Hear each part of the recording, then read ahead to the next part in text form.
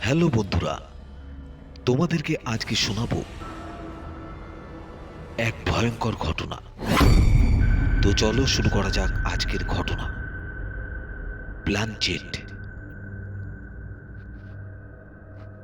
সুমনের মায়ের আত্মাকে যে রাতে হাজির করেছিলাম, সে রাতের মতো ভয়াবহ রাত আমার জীবনে দুটি আসেনি। এখনো সে কথা মনে হলে গা শিউরে ওঠে। এই এখনই যেন গায়ের লোমগুলো খাড়া হয়ে উঠছে। তোমাদের যদি দেখাতে পারতাম, তোমরা দেখতে কি ভয়ঙ্কর এই দৃশ্য।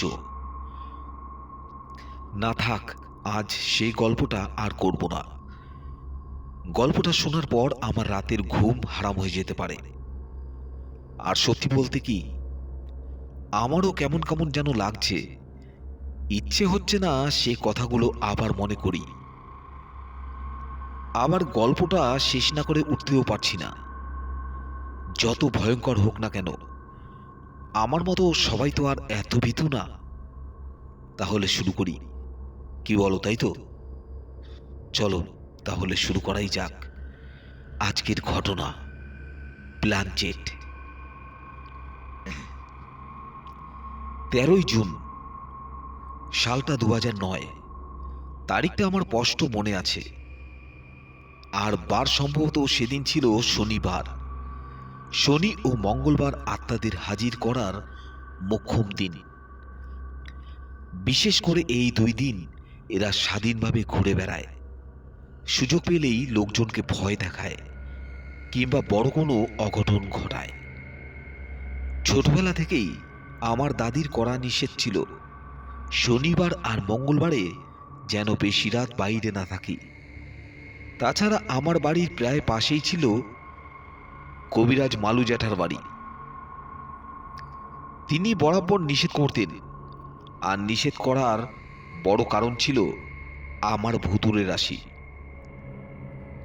তোমরা বিশ্বাস করবে কিনা জানি না, কিন্তু ভুতুড়ে রাশির লোকজন থাকেই একদম আলাদা। হয়তো একসাথে দুজন রাতের বেলায় হাঁটছ, তুমি অনেক কিছুই দেখছো, কিন্তু তোমার সঙ্গী কিছুই দেখতে পারছে না, এমনও হয়। আর আমি নিজে এই ভুতুড়ে রাশি হয় সব সময় আজে বাজে নানা অভিজ্ঞতার সম্মুখীন হতে হয়েছে বহুবার। আর তাই বাড়ি থেকে কঠিন নির্দেশ ছিল, ইলিশ, কই কিংবা পুঁটি মাছ দিয়ে ভাত খেয়ে ভর দুপুরে যেন বাইরে না যাই, অথবা তেল পিঠে খেয়ে পানি না খেয়ে বাইরে যেন না যাই। এত সব কড়াকড়ির পরেও কখনো কখনো মিস্টেক হয়ে যেত। যাই হোক, সেই 13ই জুন শনিবার ছিল এমন একটা ভয়ঙ্কর রাত।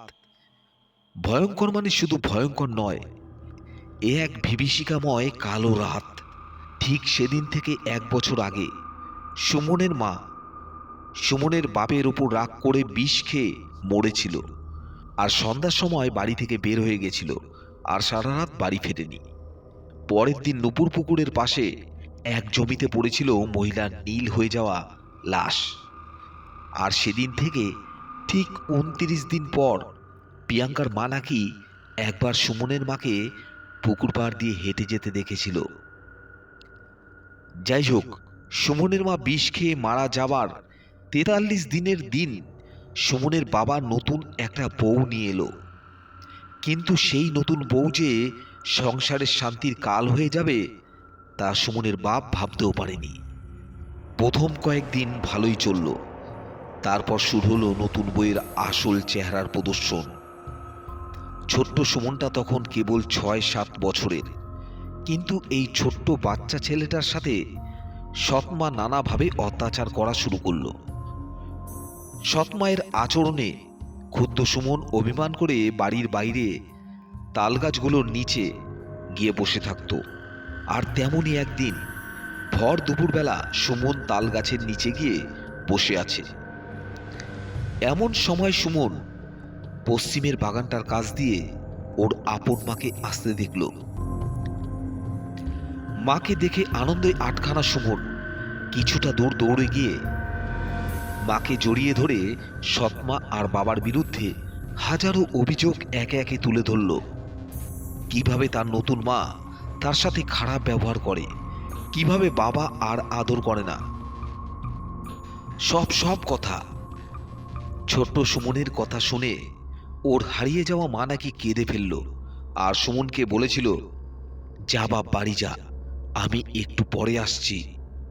মহা খুশি সুমন দৌড়ে বাড়িতে এসে সবাইকে ডেকে ডেকে মায়ের সাথে দেখা হওয়ার কথা বলল, কিন্তু কেউ ওর কথায় কর্ণপাত করল না। আমার কাছে এসে আমাকে জাপটে ধরে বলল, ও কাকা, আমি মাকে দেখেছি। আমিও ওকে বসিয়ে খুঁটে খুঁটে সব জিজ্ঞাসা করলাম, কি দেখেছিস, কিভাবে দেখেছিস, আর কি কথা হয়েছে, সবকিছু আমাকে বল। 7 বছরের ছোট্ট সুমন গট গট করে সব কথা বলে গেল। আমি ওর কথা পুরোপুরি বিশ্বাস না করলেও একেবারে উড়িয়ে দিলাম না, এমনকি ছোট্ট সুমনকেও কিছু বললাম না। থাক না বেচারা মায়ের ফিরে আসার সান্ত্বনা নিয়ে, তাও যদি একটু ভালো থাকে। সেদিন সন্ধ্যা থেকে শুরু হয়েছিল উৎপাত। সুমনের নতুন মা যেখানেই যায় সেখানেই ভয় দেখাতো। এমনকি একবার তো কাঁচা পায়খানার মধ্যে উপর করে পুঁতে ফেলতেও চেয়েছিল। ভাগ্যিস সেদিন হুজুরের বউ, মানে আর কি পাশের বাড়ির এক মহিলা, পায়খানা ভাঙার শব্দে এগিয়ে এসেছিল, তা না হলে সেদিনই সৎমায়ের কেল্লা ফতে। তারপর থেকে সৎমা একা একা বাইরের কলেও যেত না। কিন্তু কদিন আর এভাবে থাকা যায়, তাই সুমনের সৎমা কদিনের জন্য বাপের বাড়ি গেল। আর সেই কদিন আর কেউই কিছু দেখল না। সুমনের সৎমা কবিরাজের কাছ থেকে তেল মাদুলি পানি সুমনের সৎমা কবিরাজের কাছ থেকে তেল মাদুলি পানি পোড়া প্রভৃতি নিয়ে কয়েকদিন পর আবার এই বাড়িতে ফিরে এলো। আর কবিরাজের ওপর দৃঢ় ভরসায় সবকিছুকে তুচ্ছ জ্ঞান করা শুরু করলো। কিন্তু কথায় আছে, পিপিলিকার পাখা গজায় মরিবার তরে। তারপর একদিন ওই মহিলার শেষ দিন চলে এলো। সুমনের সৎমা এ বাড়িতে এলেও প্রায় মাসখানেক আর কিছুই দেখলেন না। ভাবলেন সবকিছু স্বাভাবিক হয়ে গেছে। কিন্তু 1 মাস পর থেকে শুরু হলো নতুন উপদ্রব্য। রাত বিরেতে হঠাৎ করে ঘরের বাইরে গরুর হেঁটে যাওয়ার শব্দ পাওয়া গেল। কখনো খুব কাছ থেকে কেউ যেন ফিস ফিস করে কিছু বলছে, এমনও শোনা যেত। মনে হতো এই জানলার ওপাশে দাঁড়িয়ে দুজন মানুষ নিজেদের মধ্যে আলাপ করছে। আর সুমনের সৎমা একদিন সে কথা শোনার চেষ্টা করলো, জানলার সাথে কান পেতে থাকলো, কিন্তু কিছুই বুঝতে পারল না, বরং ফিসফিসানি শব্দ শোনা গেল শুধু। এভাবে চলতে চলতে একদিন ঝড় বাতাস ছাড়াই সৎমায়ের গায়ের ওপর আম গাছের ডাল ভেঙে পড়তে পড়তে বেঁচে গেল। তারপর একদিন দুপুরবেলায় হঠাৎ করে বাড়ির পাশের আম গাছটা কেউ একজন যেন জোরে জোরে ঝাঁকাতে শুরু করলো। সে কি এই ঝাঁকি? আর এটা কোনো সাধারণ ঘটনা ছিল না। চোখে না দেখলে কেউ বিশ্বাসই করবে না। যাই হোক, এত কিছু 1 বছর ধরে চলতে থাকলো। একদিন বিকেলে সুমন এলো আমার কাছে, এসে বলল, ও কাকা, ও কাকা, মা তো আর আসলো না। আমি ওকে কোনো উত্তর দিতে পারলাম না, শুধু বললাম, ধুর বেটা, এত ভাবছিস কেন, মা আসেনি। আরে আসবে আসবে। ভাতিজা সুমন যেন একটু আশা খুঁজে পেল। ওর চোখ মুখ চকচক করে উঠল। তারপর ভো বলে দৌড় দিয়ে বাড়িতে। সুমন চলে যেতেই আমার একটা চিন্তা মাথায় এলো। আচ্ছা, সুমনের মা কি চায়, কেন এমন করছে? আমি জানি এর উত্তরটা একমাত্র সুমনের মাই দিতে পারে। মাথার মধ্যে দুষ্টু বুদ্ধি চলে এলো। প্ল্যান চেট করব বলে স্থির করলাম, কিন্তু কিভাবে? তার আগে একটা কথা বলে রাখি, আমি যখন এসএসসিতে পড়তাম তখন আমার এক বন্ধু সুজন কবিরাজি শিখত। ও আমাকে কয়েকটা কবিরাজির বইও দিয়েছিল। আর সেই বইয়ের নিয়ম অনুযায়ী সে বয়সে কিছু আমলও করেছি। শ্মশান থেকে পয়সা হার এসব সংগ্রহ করেছিলাম অনেক আগেই। কিন্তু তার ব্যবহার করার সাহস কখনো হয়ে ওঠেনি। আর আমার মা একদিন সেই সব কবিরাজি বই, ডায়েরি খুঁজে পেয়ে নিষ্ঠুরভাবে পুড়িয়ে দিয়েছিল। আর তা পুড়িয়েছে আমার ভালোর জন্যই। আর সেই পুরানোর হাত থেকে দুই একটা বই রক্ষা পায়। তেমনি একটা বই নিয়ে আমি আবার পড়া শুরু করলাম। খুব মনোযোগ সহকারে পড়ে পড়ে করণীয় কাজগুলো শিখে রাখলাম। প্ল্যানচেট করতে অত্যন্ত আরও দুজনকে দরকার, যারা আমাকে শক্তি দিতে পারবে। অনেক ভেবেচিন্তে আমার বাল্যবন্ধু শফিকুল আর জাকিরকে সবকিছু খুলে বললাম। ওরা রাজি হয়ে গেল। তারপর কিছু আনুষঙ্গিক প্রয়োজনীয় জিনিস, যেমন সোয়াশের, আতপ চাল, আগরবাতি, শ্মশানের 2.25 টাকা, মরা মানুষের বিছানার চাদরের টুকরো, সুমনের মায়ের কাপড়ের টুকরো ইত্যাদি খুব গোপনে সংগ্রহ করলাম। এরপর এলো কাঙ্ক্ষিত রাত, 13ই জুন 2009, শনিবার। ঘুটঘুটে কালো এক রাত। আমরা তিনজন 12টা নাগাদ জাকিরের ঘরে বসলাম। জাকিরের বাড়িতে সেদিন কেউ ছিল না।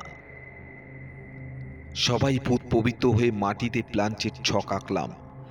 তারপর বইয়ের নির্দেশনা অনুযায়ী যা যা করতে হবে সবই করলাম।